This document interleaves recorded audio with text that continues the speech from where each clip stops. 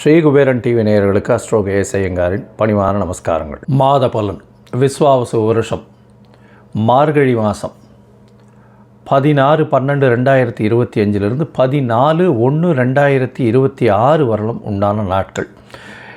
இந்த காலகட்டத்தின் பலன்கள் மேஷம் முதல் மீனம் வரை எப்படி இருக்குன்னு பார்க்கலாம். ஒரு ராசிக்கும் கடைசி மாதம் தட்சிணாயனத்தில் இது அதாவது தேவர்களுக்கு தெய்வங்களுக்கே உண்டான மாதம்.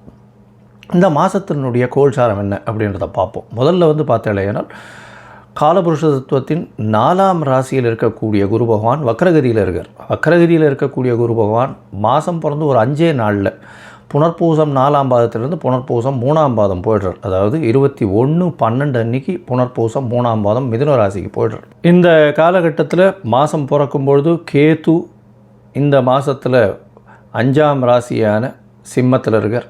இந்த மாதத்தில் 8ஆம் ராசின்னு சொல்லக்கூடிய விருச்சிகத்தில் புதனும் சுக்கிரனும், தனுசுல சூரியனும் செவ்வாயும், கும்பத்தில் சனியும் ராகுவும் இருக்கா. இந்த மாதத்தில் வரக்கூடிய மாற்றங்கள்னு பார்த்தோம்னா 21ஆம் தேதி குரு வக்ர நிலையில் இருக்கக்கூடிய குரு புனர்பூசம் 4ஆம் பாதத்திலிருந்து புனர்பூசம் 3ஆம் பாதம் மிதுன ராசிக்கு போய்டுறார். 22ஆம் தேதி புதன் இந்த மாதத்தில் 22/12/2025 அன்னைக்கு விருச்சிகத்திலிருந்து தனுசுக்கு போகிறார். அதற்கப்புறம் 27ஆம் தேதி சுக்கிரன் இந்த மாதத்தில் 22ஆம் தேதி சுக்கிரன் விருச்சிகத்திலிருந்து தனுசுக்கு போகிறார். 27/12/2025 அப்போ புதன் விருச்சிகத்திலிருந்து தனுசுக்கு போகிறார்.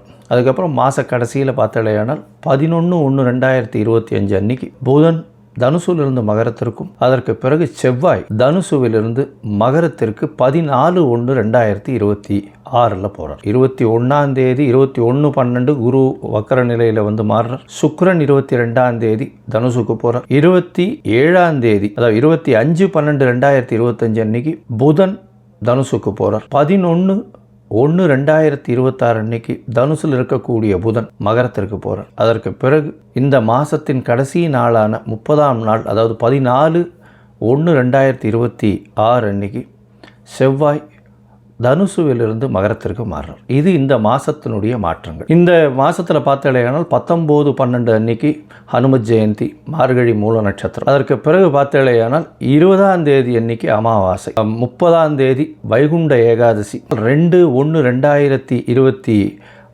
அன்னைக்கு மார்கழி மிருகசீரிஷம்.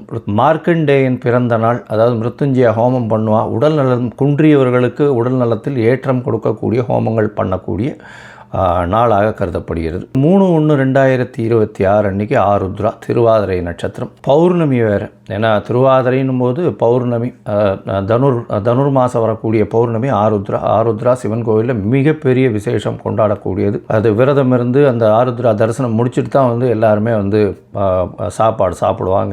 ஆருத்ரா களி ரொம்பவுமே விசேஷம். 11/1/2026 அன்னைக்கு கூடாரை வெல்லும் சீர் கோவிந்தா உந்தன்னை அப்படின்னு 27வது பாசுரம் வரக்கூடியது. அதாவது கூடாரை வள்ளின்னு சொல்லக்கூடிய 27வது பாசுரம். அது மிகவும் வசதியான பாசுரமாக சொல்லப்படுகிறது.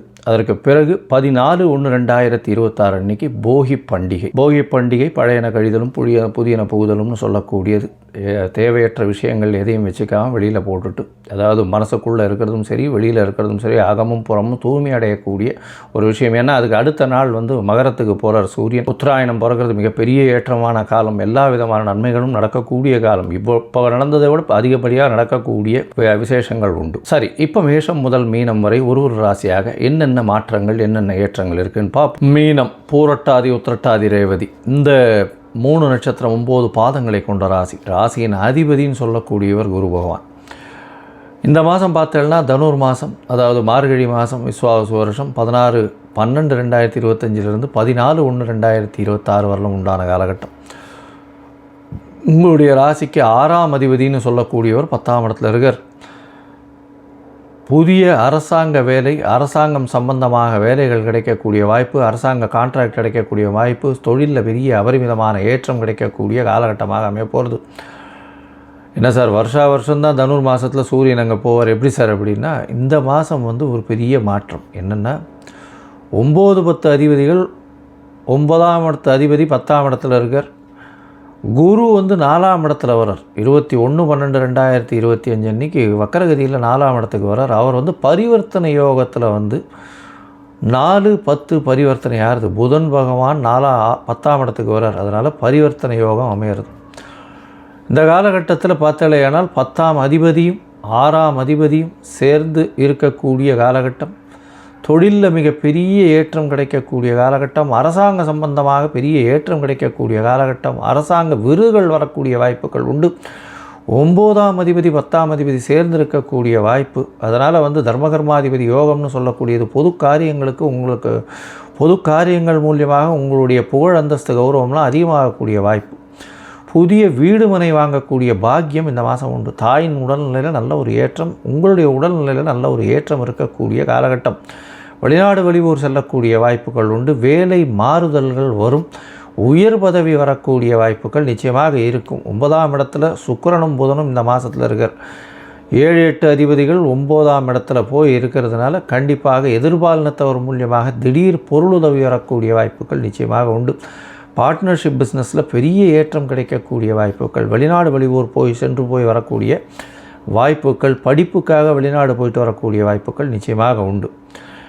மொத்தத்தில் பார்க்கும் பொழுது இந்த மீன ராசிக்காரர்களுக்கு பெரிய ஏற்றமான காலம். புதிய வீடு மனை வாங்கக்கூடிய வாய்ப்பும், தொழிலில் பெரிய மாறுதல்கள் வரக்கூடிய வாய்ப்பும், அரசாங்க பணி செய்யக்கூடிய வாய்ப்புகள், அரசாங்கத்தில் வேலை மாறுதல்கள், வேலை மாற்றங்கள், வேலையில் ஏற்றங்கள், ப்ரமோஷன் கொடுத்து வெளியூர் போக சொல்லுவாங்க. இந்த மாதிரி இருக்கும். ஏன்னா 6ஆம் அதிபதி 10ஆம் இடத்துல ஆட்சி பெற்ற பரிவர்த்தனை குருவோடு இருக்கிறது பெரிய விசேஷம். அதனால் வந்து நிச்சயமாக வேலையை கொடுத்துட்டு அதிகமான வேலையை கொடுத்துட்டு மாறுதல்களை கொடுப்பாங்க. அது தவிர பார்த்தாலேயானால் பணவரவிற்கு பஞ்சம் இருக்காது. 12ஆம் இடத்துல சனி பகவான் வேறு இருக்கார். அதனால் வீடை விட்டு நாட்டை விட்டு வெளியில் போக வேண்டிய கட்டாயம் வரும். உடல் உபாதைகள் சற்று வரக்கூடிய வாய்ப்புகள் நிச்சயமாக இருக்கும். இருந்தாலும் குரு பகவான் ஆட்சி பெற்றிருக்கிறதுனால கவலைப்பட தேவையில்லை. இந்த மாதத்தில் பார்த்தாலேயானால் உங்களுடைய ராசிக்கு சப்தமாதிபதியும் 11ஆம் இடத்துல வர்றார். எப்போன்னா இந்த மாத கடைசியில் 11ஆம் இடத்துல வந்து வர்றார். புத பகவான் 11ஆம் இடத்துல வர்றது பெரிய விசேஷம். அதனால் பார்ட்னர்ஷிப் தொழிலில் பெரிய ஏற்றம் கிடைக்கக்கூடிய வாய்ப்புகள் உண்டு. எதிர்பாலினத்தவர் மூலியமாக நல்ல ஒரு ஏற்றம் கிடைக்கக்கூடிய வாய்ப்பு உண்டு.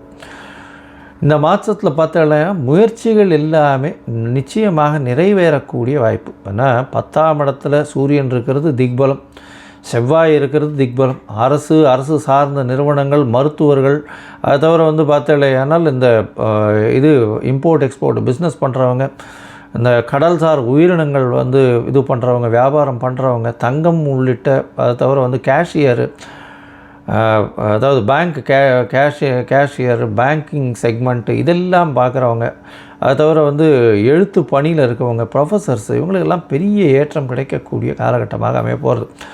இந்த மாதத்தில் பார்த்தாலேனா உங்களுடைய முயற்சிகள் எல்லாமே நிறைவேறக்கூடும். ஏன்னா 3-8 அதிபதியும் 10ஆம் இடத்துல இருக்கார். வெளிநாடு போகணுன்னு பார்த்துட்டு இருப்பீங்க. அதீத பணம், மறைந்த இடத்திலிருந்து பணம் வரக்கூடிய வாய்ப்புகள் நிச்சயமாக உண்டு.